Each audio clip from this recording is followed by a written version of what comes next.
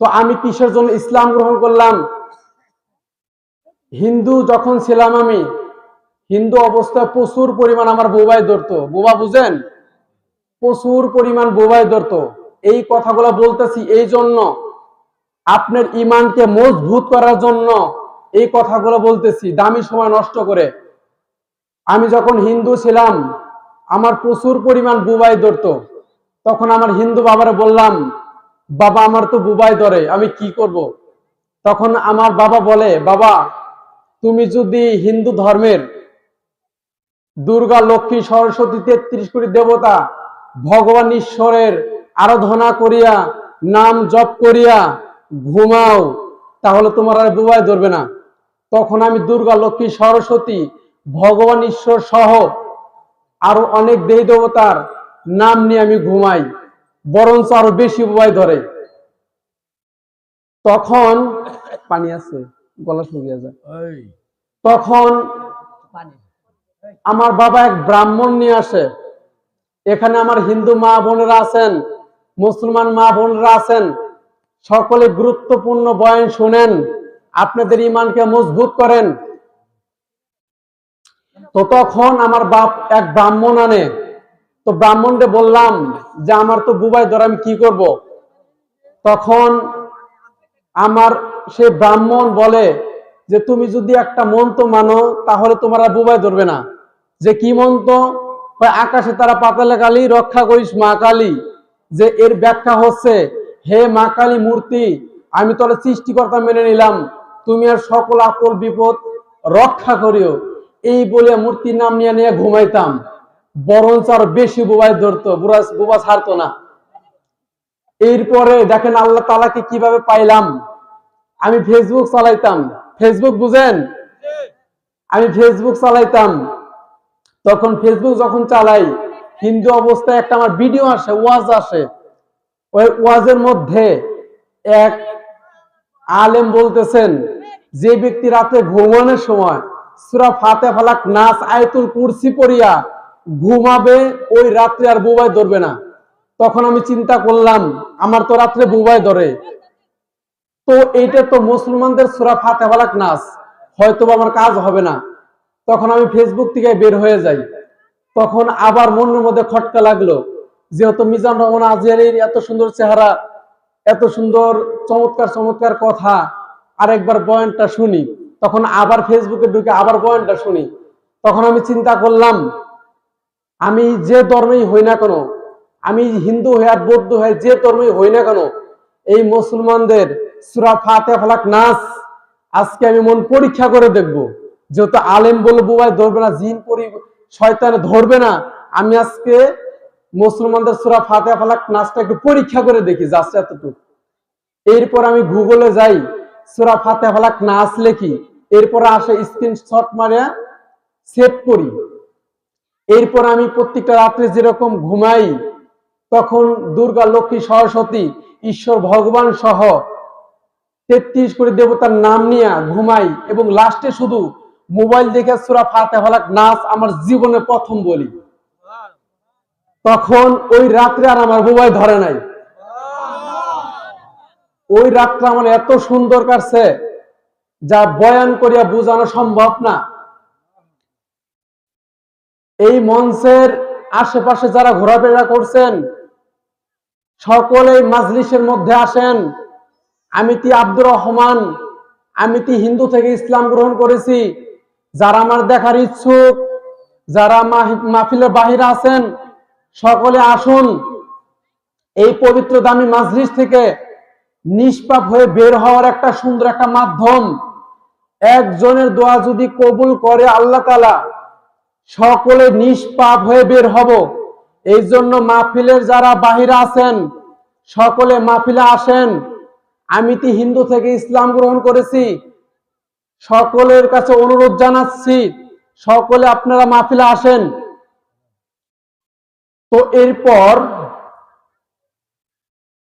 এরপর যখন আমার বুবাই ধরলো না, তখন চিন্তা করলাম ব্যাপার কি, আজকে বুবাই ধরলো না, কাহিনী কি?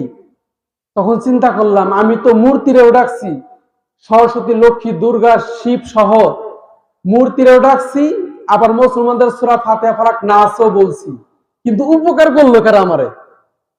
আমি তো মূর্তিরে ডাকছি, মুসলমানদের সূরা ফাতিহা ফালাক নাসও বলছি, কিন্তু উপকার করলো কারা? তো আজকে যেহেতু বুবাই ধরে নাই, কালকে আবার ধরতে পারে। এরপরে দ্বিতীয় দিন সূরা ফাতিহা ফালাক নাস বললাম, মূর্তিরে ডাকলাম, দ্বিতীয় দিন বুবাই ধরে না। তখন চিন্তা করলাম ব্যাপার কি, কি আমার সাহায্য করে। এরপরে আমি এইভাবে 1 বছর আমল করি। তখন আমি চিন্তা করলাম কে আমাকে বুবাই ধরা থেকে রক্ষা করে, এটা আমার জানতে হবে, বুঝতে হবে। আমি মূর্তিরও ডাকি, ঈশ্বরকে ডাকি, ভগবানকে ডাকি, আবার মুসলমানদের সূরা ফাতিহা ফালাক নাসও বলি, কিন্তু উপকার করে কে, এটা আমার বুঝতে হবে, জানতে হবে। দেখেন আল্লাহ তাআলাকে কিভাবে পাইলাম। এরপর আমি এক আত্মীয় বাড়িতে গেছি, সেখানে প্রচুর পরিমাণ জ্বর হয়, বৃষ্টি হয়, সেখানে মোবাইল চার্জ দেওয়ার মতো কোনো ব্যবস্থা নাই। পানি খাম, বলো শুয়ে আসছে। এরপরে প্রচুর পরিমাণ বৃষ্টি হয়, বৃষ্টিতে কারেন্ট থাকে না, মোবাইল বন্ধ হয়ে গেছে, আর মোবাইলে চার্জ নাই। তখন ওই আত্মীয় বাড়ি থেকে বাড়িতে আসছি।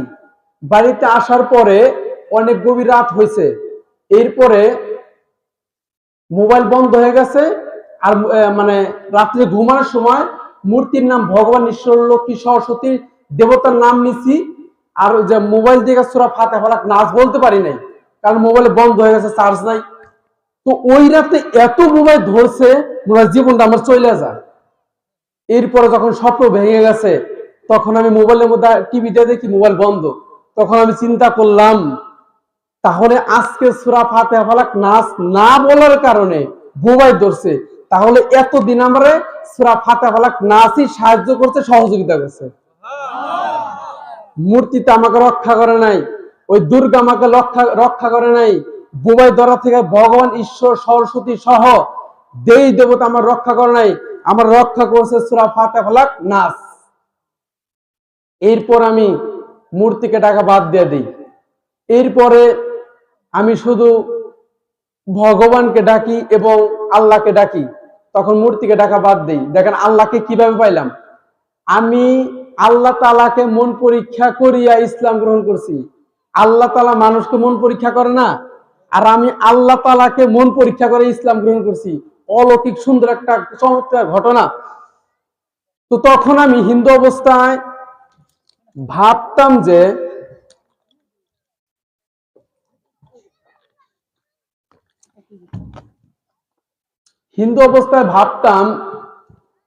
যেরকম মেধা ছিল, যে সৃষ্টিকর্তা দুইজন, এক হলো ভগবান আর এক হলো আল্লাহ। সৃষ্টিকর্তা দুইজন, এক হলো আল্লাহ এবং ভগবান, হিন্দু অবস্থায় ভাবতাম। তখন আমি আল্লাহকেও ডাকতাম, ভগবানকেও ডাকতাম, জিকির আজগার করতাম, আল্লাহকেও ডাকতাম, ভগবানকেও ডাকতাম। তো যখন আমি এই আল্লাহকে এবং ভগবানকে মোটামুটি 2 বছর ডাকি, তখন আমি চিন্তা করলাম কোরআনের মধ্যে লেখা আছে সৃষ্টিকর্তা একজন, আবার হিন্দু ধর্মের মধ্যে লেখা আছে সৃষ্টিকর্তা একজন, কিন্তু সত্যকে। তখন চিন্তা করলাম নলে আল্লাহ সত্য, নলে ভগবান সত্য। সৃষ্টিকর্তা একজন, নলে আল্লাহ সত্য, নলে ভগবান সত্য। কিন্তু আমি কিভাবে বুঝবো আল্লাহ সত্য না ভগবান সত্য? দেখেন আল্লাহর কুদরতি দেখেন। এরপরে আমি প্রত্যেকটা রাতে সূরা ফাতিহা ফালাক নাস বলতাম। আর তখন এমন একটা টেকনিক করলাম যে এমন একটা কাজ করব যেন আল্লাহ যত বেজার না হয়, ভগবান যত বেজার না হয়। হিন্দু অবস্থায় মেধা ছিল যে আল্লাহ আমাকে সৃষ্টি করছে, ভগবান আমাকে সৃষ্টি করছে, এই জন্য ভগবানকে ডাকা বাদ দেওয়া যাবে না। আর আল্লাহ তাআলা বুবাই ধরা থেকে আমাকে বাঁচায় প্রতিদিন, এই জন্য আল্লাহকে ডাকা বাদ দেওয়া যাবে না। কিন্তু সৃষ্টিকর্তা তো একজন, নলে আল্লাহ সত্য, নলে ভগবান সত্য। কিন্তু কিভাবে আমি বুঝবো? একজন মুসলমানের কাছে যদি বলি যে সৃষ্টিকর্তার নাম কি, সে বলবে আল্লাহ। একজন হিন্দুকে যদি বলি সৃষ্টিকর্তার নাম কি, সে বলবে ভগবান, অবশ্য। কিন্তু কিভাবে আমি সত্যের সন্ধান বুঝবো?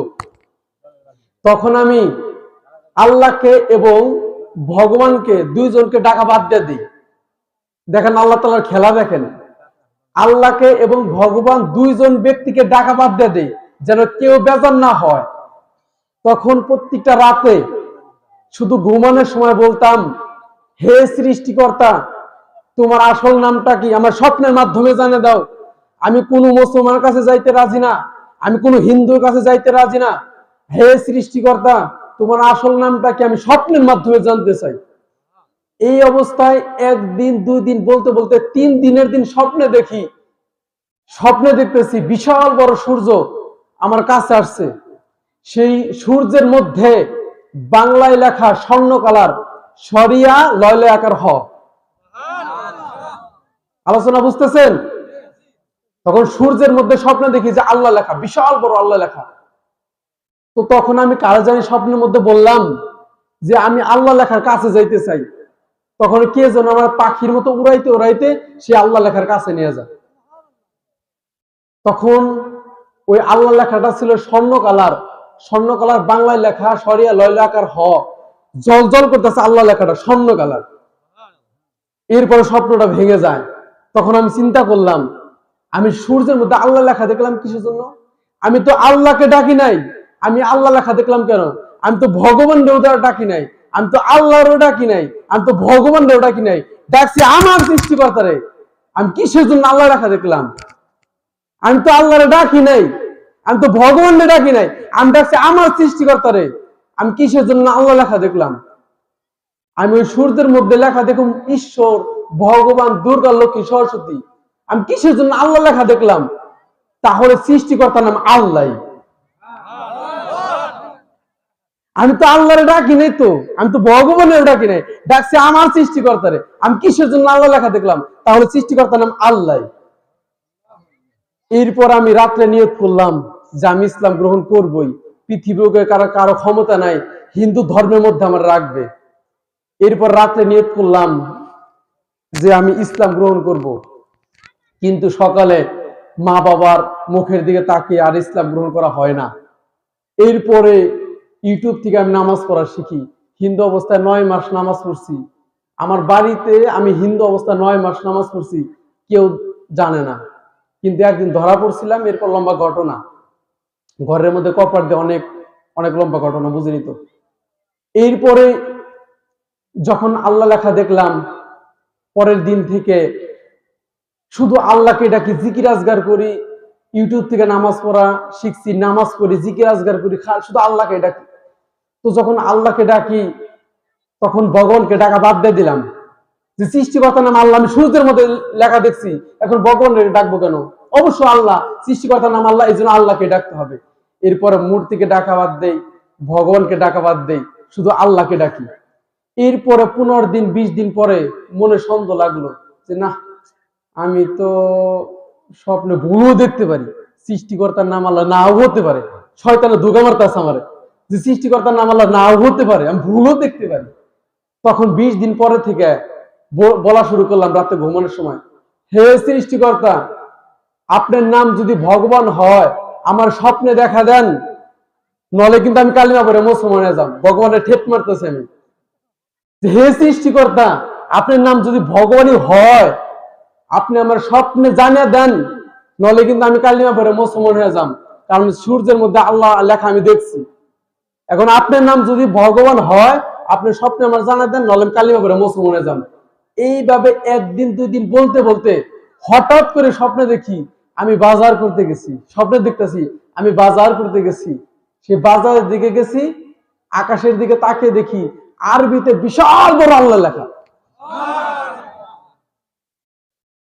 5 সেকেন্ড বা 10 সেকেন্ড স্বপ্নে দেখলাম, এরপর স্বপ্ন ভেঙে গেছে। তখন আমি এত অঝরে কান্না করছি, গভীর রাত্রে। আমার মা জানে না, বাপ জানে না, এত কান্না করছি। হাইরে, একবার আমি বাংলায় লেখা দেখলাম আল্লাহ লেখা সূর্যের মধ্যে। এরপরে মন মানে না, এরপর আমি আরবিতে আল্লাহ লেখা দেখলাম আকাশের মধ্যে। তাহলে সৃষ্টিকর্তার নাম আল্লাহ। এরপরে নিয়ত করলাম সৃষ্টিকর্তার নাম আল্লাহ, আমার আর কোনো সন্দেহ নাই। তখন চিন্তা করলাম যে হিন্দু ধর্মের মধ্যে কি লেখা আছে এটা তো আমার দেখতে হবে, জানতে হবে। এরপরে হিন্দু ধর্মের বেদ, গীতা, রামায়ণ, মহাভারত, চণ্ডী গীতা, পদ্মগীতা, লিঙ্গ পুরাণ, শিব পুরাণ, ভবিষ্যৎ পুরাণ, কল্কি অবতার সহ আরো অসংখ্য কিতাবাদি গবেষণা করিয়া দেখি যে ইসলাম ধর্ম সত্য। এরপরে ইসলাম গ্রহণ করি। এরপরে যখন হিন্দু ধর্ম থেকে প্রমাণ পাইলাম ইসলাম ধর্ম সত্য, হিন্দু ধর্মগ্রন্থ বলতেছে তুমি যদি দুনিয়াতে শান্তি পেতে চাও এবং পরকালে যদি মুক্তি পেতে চাও, তোমার দুইটা মন্ত্র মানতে হবে। কয়টা মন্ত্র? হিন্দু ধর্ম বলতেছে তুমি যদি দুনিয়াতে শান্তি পেতে চাও, ওই পরকালে মুক্তি পেতে চাও, তোমার দুইটা মন্ত্র মানতে হবে। এই দুইটা গোপনীয় মন্ত্র কোথায় লেখা আছে? হিন্দু ধর্মের কল্কি অবতার 33 পৃষ্ঠার মধ্যে লেখা আছে। এরপরে উত্তরায়ণ বেদে 5ম পরিচ্ছেদের মধ্যে লেখা আছে যে দুনিয়াতে যদি শান্তি পেতে চাও, পরকালে যদি মুক্তি পেতে চাও, তোমার দুইটা মন্ত্র মানতে হবে। কয়টা মন্ত্র? 1 নম্বর মন্ত্র হচ্ছে লা ইলাহা হরতি পাপম ইন ইলাহা পরমপদম, জন্ম বৈকুণ্ঠ অপরিণতি, তো জপির নাম মোহাম্মদ মোহাম্মদ মোহাম্মদ। এটা কিন্তু আয়াত বললাম না, এটা হলো হিন্দু ধর্মের মন্ত্র। এই মন্ত্রটা সাক্ষ্য দেয় আল্লাহকে সৃষ্টিকর্তা মানতে হবে, মুহাম্মদ সাল্লাল্লাহু আলাইহি ওয়াসাল্লামের আদর্শ মানতে হবে। 1 নম্বর মন্ত্র। 2 নম্বর মন্ত্র হচ্ছে হোতার মিন্ড মহাসুরিন্দ অল্ল জ্যেষ্ঠং শ্রেষ্ঠং পরমং ব্রাহ্মণং অল্ল আল্লাম অল্ল রাসূল মুহাম্মদ রকম বরস্য। এই মন্ত্র সাক্ষ্য দেয় আল্লাহকে স্রষ্টা মানতে হবে এবং মুহাম্মদ সাল্লাল্লাহু আলাইহি ওয়াসাল্লামের আদর্শ মানতে হবে। যখন এইগুলি হিন্দু ধর্ম থেকে প্রমাণ পাইলাম, এরপরে ইসলাম গ্রহণের জন্য আরো আগ্রহ বেড়ে গেল। এরপরে হিন্দু ধর্মের মধ্যে আরো লেখা আছে ইসলাম ধর্ম সত্য। হিন্দু ধর্মের ভবিষ্য পুরাণ নামে একটা বই আছে। ভবিষ্য পুরাণ পর্ব 3 খণ্ড 3 অধ্যায় 3 শ্লোক 5 থেকে 8, 24, 25, 26, 27, 28 পৃষ্ঠার নাম্বার 375 থেকে 400 পৃষ্ঠার মধ্যে লেখা আছে ইসলাম ধর্ম সত্য। এরপরে হিন্দু ধর্মে অথর্ব বেদের মধ্যে লেখা আছে ইসলাম ধর্ম সত্য।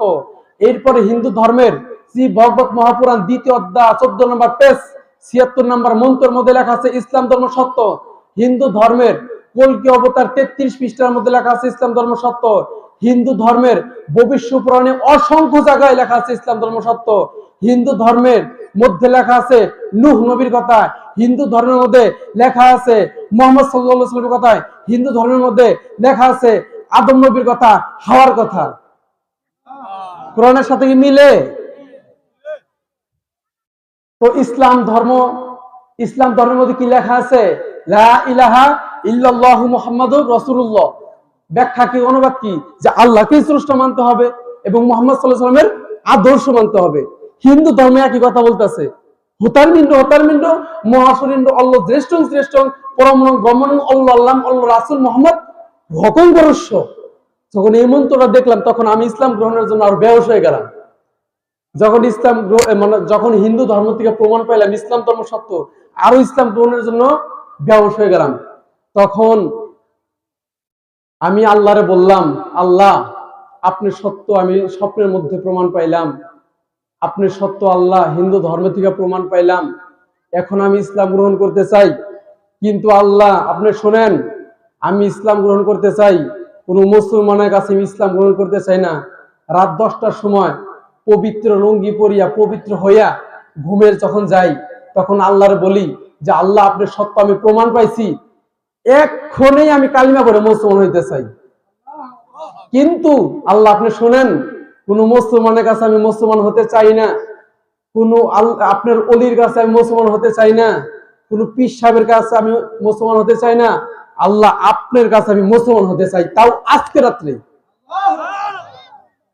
বাকি কাজ নাই, এখন আমি মুসলমান হতে চাই আল্লাহ আপনার কাছে। এই বলিয়া পবিত্র অবস্থায় রাত 10টার সময় আমি ঘুমাই। এই কথা বলিয়া রাত 1টা বা 2টার সময় স্বপ্নের মধ্যে দেখি কে যেন আমারে মরুভূমি এক সুন্দর প্রাকৃতিক জায়গায় নিয়ে গেছে।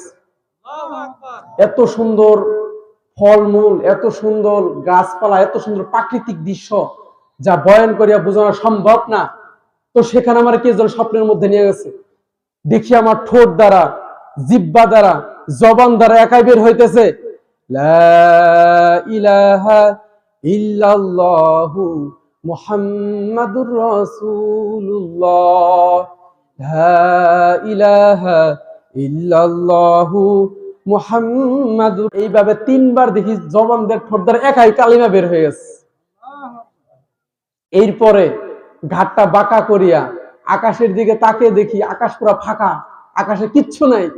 দেখি জবান দ্বারা ঠোঁট দ্বারা একাই বের হইতেছে, আল্লাহ আল্লাহ আল্লাহ। আমি মুসলমান হয়ে গেলাম, আপনি সাক্ষী। এরপরে স্বপ্ন ভেঙে যায়। তখন আমি চিন্তা করলাম, আমি রাত 10টার সময় কি বললাম? 10টার সময় কার কাছে মুসলমান হইতে চাইছিলাম? আমি তো আল্লাহর কাছে মুসলমান হইতে চাইছিলাম রাত 10টার সময়।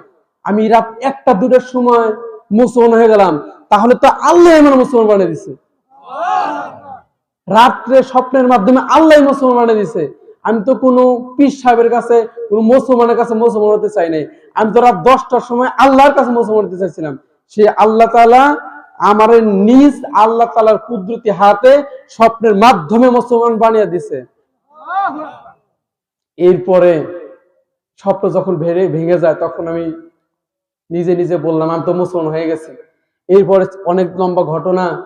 এরপরে চিন্তা করলাম, আমি তো মুসলমান হয়ে গেছি, কিন্তু এখন যদি আমি মারা যাই, এখন তো আবার শ্মশানে পুরা দিবে। কারণ আমি যে মুসলমান হয়ে গেছি, ইবাদত করি, কোনো হিন্দু জানে না, কোনো মুসলমানও জানে না। আমি যে মুসলমান হয়ে গেছি, কোনো হিন্দু জানে না, কোনো মুসলমানও জানে না। কিন্তু এখন যদি আমি মারা যাই, এখন তো আমার শ্মশানে পুরা দিবে। কারণ আমি যদি মারা যাই, যখন শ্মশানে আমার নিয়ে যাবে, মুসলমান তো বাধা দিতে পারবে না, কারণ মুসলমান তো জানে না। তখন চিন্তা করলাম, আমার এটা প্রকাশ করতে হবে। এরপরে আমার এলাকার Aliasgar doctor uncle, Yusuf uncle, Ripon ভাই, মনির ভাই, নাগরপুরের শৈবাল ভাই, জাহিদ আঙ্কেল, রয়েল ভাই, গহেটার রয়েল ভাই, তাদের নেতৃত্বে, তাদের সহযোগিতায় আমি টাঙ্গাইল কোর্টে যাই।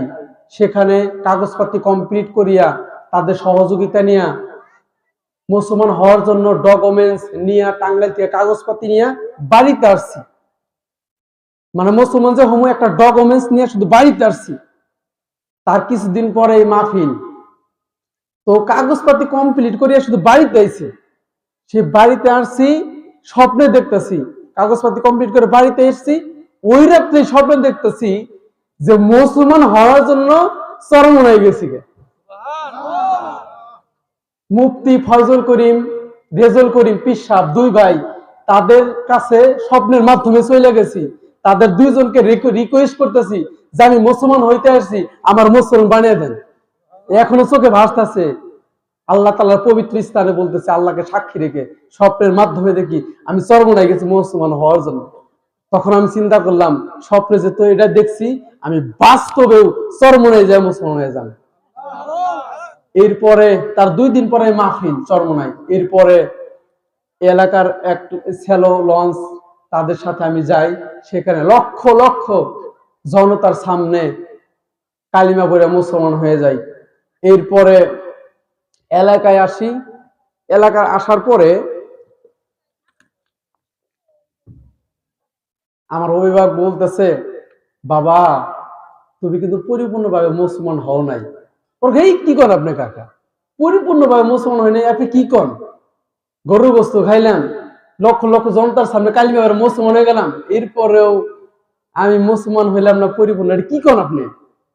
কয়, বাবা সুন্নতে খতনা করতে হবে। তখন বললাম যে কাকা অসম্ভব, আমি করতে পারবো না, আমি বড় হয়ে গেছি। এরপরে চিন্তা করলাম, আমার আল্লাহর জন্য আমার মা ত্যাগ করলাম, আমার আল্লাহর জন্য বাপ ত্যাগ করলাম, আল্লাহর জন্য এত সুন্দর হুন্ডা ত্যাগ করলাম, আল্লাহর জন্য সয় সম্পত্তি সব ত্যাগ করলাম, আর আল্লাহর এই কথাটা মানতে পারো না, এটা তো সুন্নতি কাজ। কাকা আমি রাজি, আমি করতে চাই। এরপরে ডাক্তারের মাধ্যমে সুন্নতে খতনা করি। এরপরে এলাকার সকলে মিলে আমার মাদ্রাসায় ভর্তি করিয়া দেয়। এরপরে সেখানে এখন নাহাবিমের জামাত পর্যন্ত পড়তেছি। এরপরে এই পর্যন্ত আপনাদের দোয়ায় আসছি। আসলে দুনিয়াটা কিছু না, দুনিয়াটা একদম কিছু না। আপনাদের দোয়ায় আমি ইসলাম গ্রহণ করার পরে আমার জীবনে ফজরের নামাজ কাজা হয় নাই। আপনাদের দোয়ায় আমার জীবনে ইসলাম গ্রহণ করার পরে আসরের নামাজ কাজা হয় নাই। আপনাদের দোয়ায় আমার জীবনে ইসলাম গ্রহণ করার পরে আসরের নামাজ কাজা হয় নাই। আপনাদের দোয়ায় ইসলাম গ্রহণ করার পরে মাগরিবের নামাজ আমার জীবনে কাজা হয় নাই। আপনাদের দোয়ায় ইসলাম গ্রহণ করার পরে আমার জীবনে এশার নামাজ কাজা হয় নাই।